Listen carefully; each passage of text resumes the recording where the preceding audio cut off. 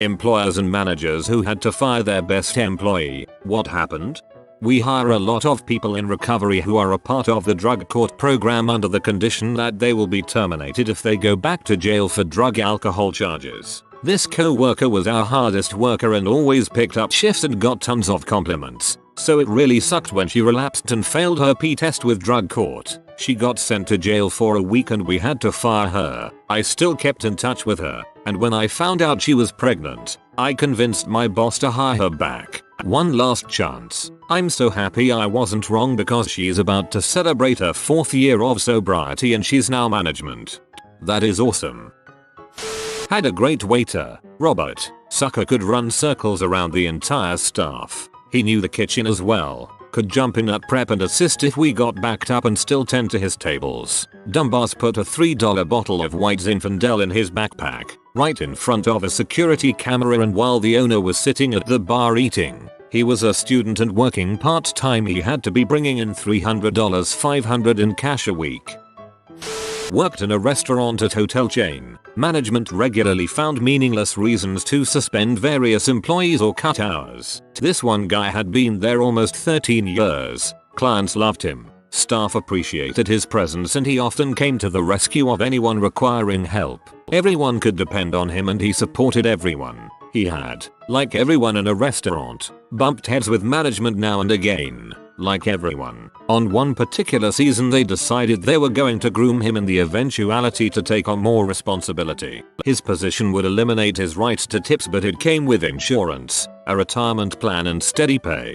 He had kids, was in his mid-40s. It all made sense why someone would take that job. He would however no longer be in the union. Fast forward to the day after his training is complete. The guy comes in with his management uniform and all. Some waiter calls in sick, and instead of him calling in another employee, he decides he was going to handle a few tables and the management responsibilities. At the end of the shift, the hotel manager summons the guy into his office, like the boss of his boss. They fired him straight away. He was escorted out of the building and our boss said there was strict rules and management working tables harmed the hotel's image. It was complete BS. He had maybe taken 2 tables and split the rest amongst the rest of the staff. Everyone basically agreed they promoted him just to get him out of the union to be able to fire him. A number of employees left shortly after for other various reasons. It was a sort of shaking up the coup and anyone who wouldn't fall in line would be shown the door. Today, that restaurant no longer exists. They closed down maybe 2 years later. Rebranded the restaurant from American Steakhouse to Italian French dining. New cooks, new waiters, new management. It was just sort of the catalyst or the first domino. And that's how Olive Garden was born.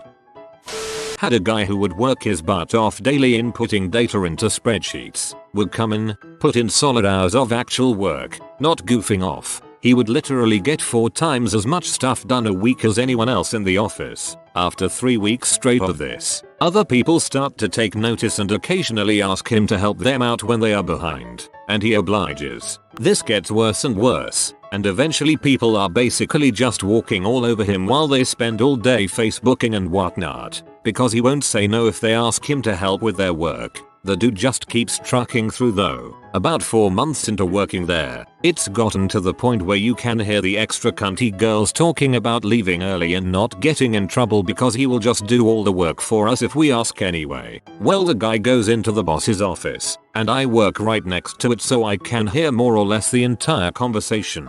I am paraphrasing, but it went something like this. I would like a raise. I am doing way too much work for how much I am getting paid. Everyone else who works here is so dang lazy. I even have people making jokes about how I will do their work for them and they will get paid for it. Well, name. I can sympathize with you, but you have to understand, I can't just give you a raise. If I give you a raise, I would have to explain to everyone why you got a raise and they didn't. You could tell them it's because I am doing half of their work for them while they look at stupid memes. I'm sorry, name. It just wouldn't work out well. Well then, is there any positions available above mine that I could apply for a promotion to? I don't think we can really look into a promotion this early into you working here. We would need time to properly evaluate your work ethic. Seriously, you seriously just said that to me? I'm not going to break my back doing an entire office's work for a company that doesn't give two shoots about me. You and this entire office can go frick themselves. He walks out of the office fuming mad and yells, "Hey everyone.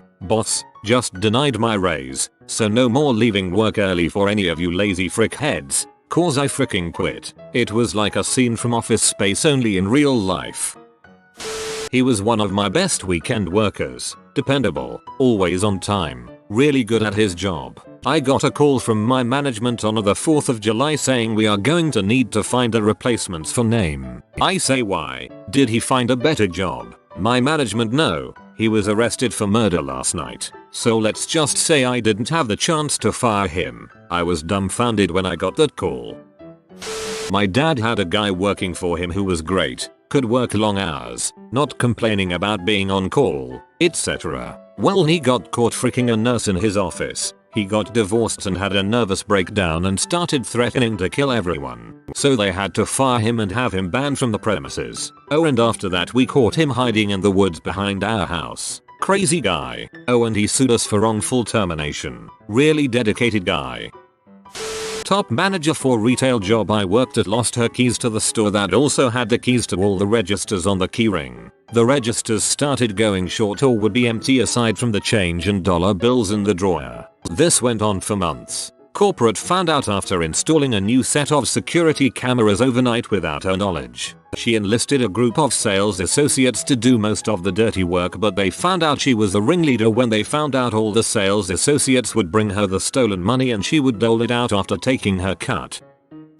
We had a field tech that was awesome. Probably the best I've ever seen or heard of. He was knowledgeable, skilled, and personable. He was always early, worked great under stress when things went south, and often finished jobs early if we had off-hour issues. He was always available and it seemed like he was in his truck and ready to get going right away. Well, it turns out that he was always in his truck and ready to go. He had been living in his company truck for some time and just pulled off the side of the road each night at a utility pole, climbed up, stole some cable TV and set up shop for the night. We found that out and had to let him go. Also the coke and the M. Sounds like the ultimate field tech. 24 hours availability, no problem thanks to the M. And he probably creates more calls if there aren't any by stealing copper wiring. Obligatory, not me but Coworker. I had joined the company a few months prior, was still getting to know the various details of my job, and this guy was the star of the company. I spent as much time working with him as I could honestly. I mean, he was the freaking star. He was a solid programmer, great project manager, awesome account and customer management skills, and he had a knack for thinking outside the box on creative solutions. He loved working there, had rejected offers from Google, Facebook and Pinterest that I know of, and then he fricked the director's 16-year-old daughter. Age of consent is 16 here. He was 31. Welp. That would not tend to win you any friends in the management.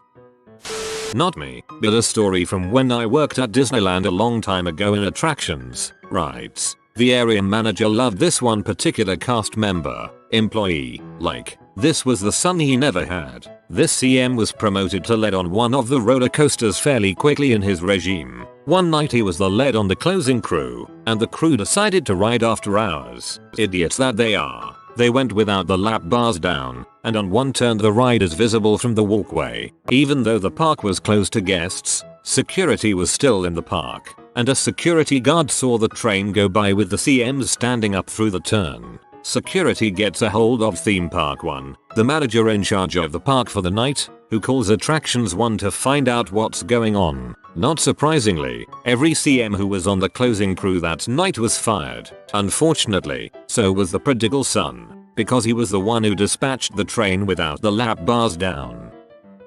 I didn't have to do the firing, but for whatever reason, my colleague had it in for this mid-level supervisor. She was a great trainer, did everything she was asked, took initiative, and then some. She was always worth well more than what she earned, and had an absolute passion for the work. We worked with kids with autism. After a few months of having some vendetta against her, my colleague wrote her up, literally for being away from her desk too often. Her uncle had recently been diagnosed with terminal brain cancer and she was the only relative in town who could care for him. So the times she was away from her desk, she was stepping out to cry when she felt overwhelmed and didn't want people to see her cry. I found out after she was let go for this that she had informed the supervisors of this when her uncle was diagnosed and that she was feeling very emotional about it and may need to take days off, take more frequent breaks to gather herself again and remain productive. Instead of showing compassion, my colleague used this as an opportunity to terminate her despite having no other red flags, feedback, or performance issues. There was simply a personality difference and she didn't gossip with the other supervisors. And this was all done with our other colleagues and supervisors' blessings. I don't work for this company after I found out about this. Obligatory happened to a coworker. Working at a bank, my branch had the biggest superstar in the state, always crushing sales numbers. He generated more revenue than the rest of the branch combined. He set up a really big business account presentation, but his mother died literally on the day he was supposed to give the talk. Branch manager stepped in, held the presentation. The guy had built everything up. It was essentially a done deal. Branch manager just had to get a signature on the paperwork. Obviously feeling bad for him, thinking he deserved the credit, they booked the deal under his name the next day. Technically, to get credit for a deal you have to be there at signing. Both were fired within a week for sales manipulation or full use of the rules. I wasn't the manager, but we had a supervisor who was a rising star in the company, turned a struggling operation into one that was running well under budget and was generally easy to work with. We also had a mechanic who was a lazy sack of crap and nobody could ever find him. So one day the operations manager was looking at the security footage trying to figure out what the mechanic was doing so day and caught him selling pills out of his truck in the parking lot. So he called the police. When the police showed up, the mechanic was in his truck, in the middle of selling drugs to the supervisor. They were both fired. The operation went from under budget to being $50,000, $100,000 over for the next few months.